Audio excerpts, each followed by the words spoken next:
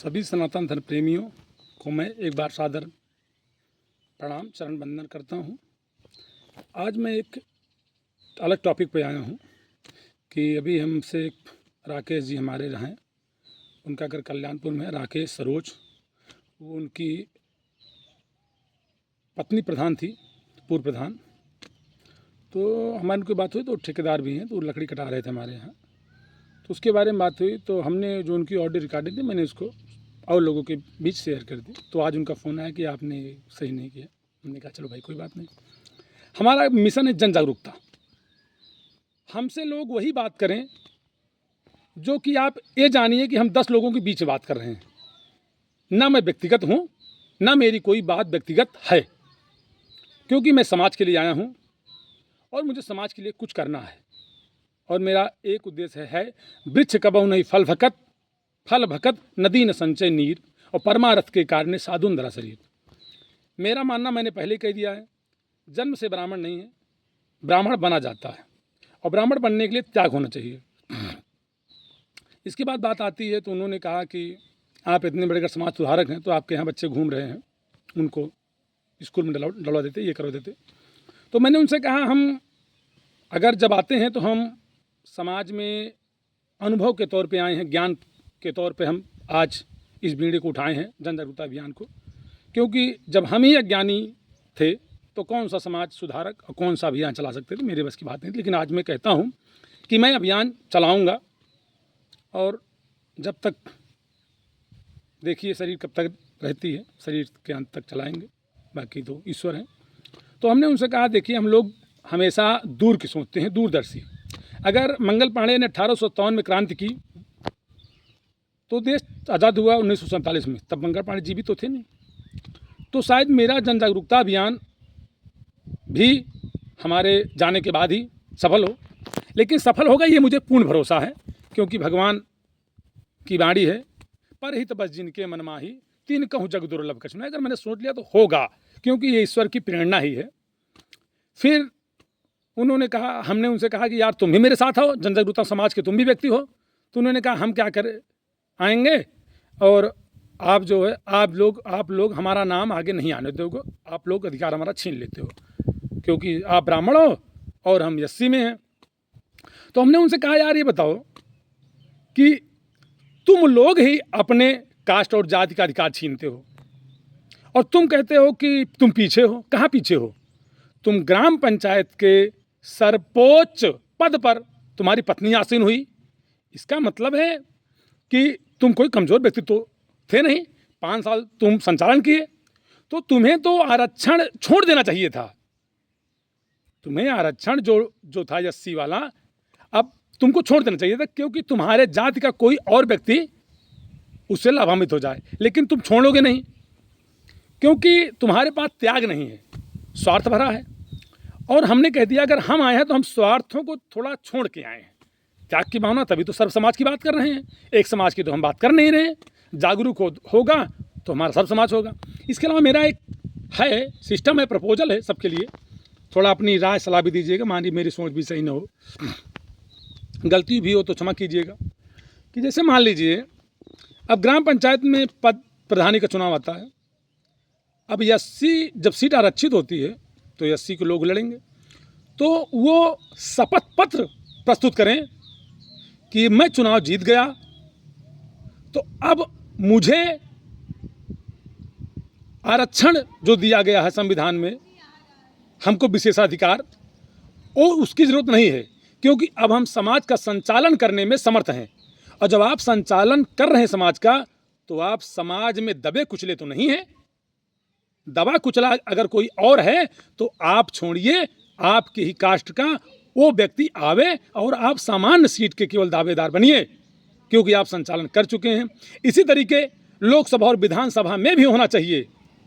एक बार अगर विधायक जी बन गए, वो भी तभी अभी शोषित और वंचित ही रह गए। सोचिए, आपने इतनी बड़ी विधानसभा का संचालन किया, इतनी बड़ी लोकसभा का संचालन किया, फिर भी आपको आरक्षण की आवश्यकता क्यों? एक बार आपको आरक्षण दिया गया, अगर आपकी नौकरी अगर लग गई तो नौकरी की पहली तनख्वाह तक आप आरक्षण के काबिल थे। लेकिन जब आपके पैसा आने लगा, आप 50,000 60,000 कमाने लगे, आपका परिवार अच्छे से चलने लगा, तो आप शोषित और वंचित नहीं रह गए। इसलिए आपको आरक्षण की कोई ज़रूरत नहीं है। आप शपथ पत्र एफिडेविट लगाइए कि अब हमें इसकी आवश्यकता नहीं है। छोड़ना सीखो। क्या करना सीखो? त्याग करना सीखो। और आज तक क्यों इस कास्ट की जातियां आगे नहीं आ पाई? क्योंकि सबसे बड़े इनके अधिकारों का शोषण करने वाले इन्हीं के जाति वाले हैं। एक बार बन गए, अब सोचिए अगर कोई प्रधान एक बार बन जाता है 80 में, तो अब बताइए वो जो है 80 कास्ट के और व्यक्तियों को आगे आने देगा?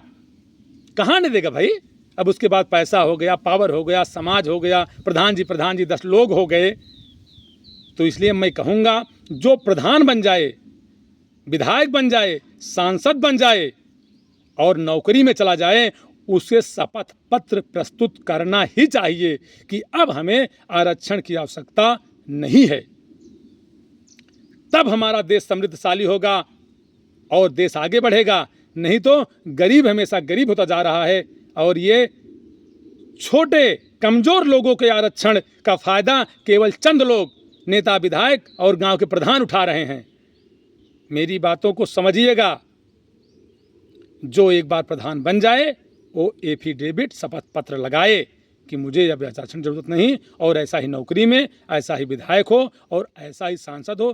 तभी लोगों को ये पता चलेगा और लोग चाटुकारिता भी करना बंद करेंगे कि विधायक जी बस अब की बार आप हो, नहीं तो विधायक जी और सांसद जी तुमको अपने पीछे पीछे पीछे पीछे लगाए रहेंगे और तुम पीछे पीछे घूमना, और ये तुम्हें कभी भी आगे नहीं आने देंगे। क्योंकि वो विधायक बनेंगे, फिर उनका बेटा बनेगा, फिर उनका नाती बनेगा, पर नातियों पर पोता बनेगा। तो सोचिए तुम्हारा अधिकार कौन खा रहा है? तुम्हारे ही जात वाले खा रहे हैं। अभी भी समय है, जागो और सर्व समाज की बात करो।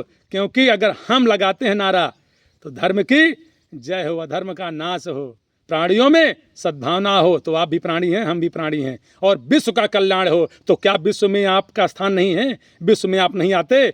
हम सर्व समाज की बात करते हैं, हम एक समाज की बात नहीं करते। और जान लीजिए सच्चा सनातनी वही है जो सर्व समाज की बात करे, क्योंकि सनातन ही पुरातन है। और जो एक जाति, एक समुदाय, एक वर्ग की बात करे वो सनातनी नहीं है, वो केवल स्वार्थी है। वो स्वार्थी है। और आप तर्कों पे आइए, जिसको आना हो आइए, कितने पढ़े लिखे हो आ जाइए आप, लेकिन तर्कों पे आइएगा।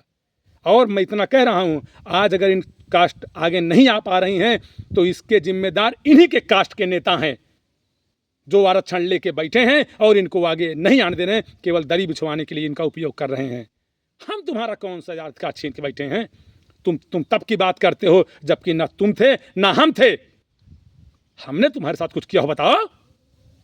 तुम 500 साल की बात करोगे जो इतिहास में पता नहीं क्या लिख दिया गया है, तुम थे क्या तब?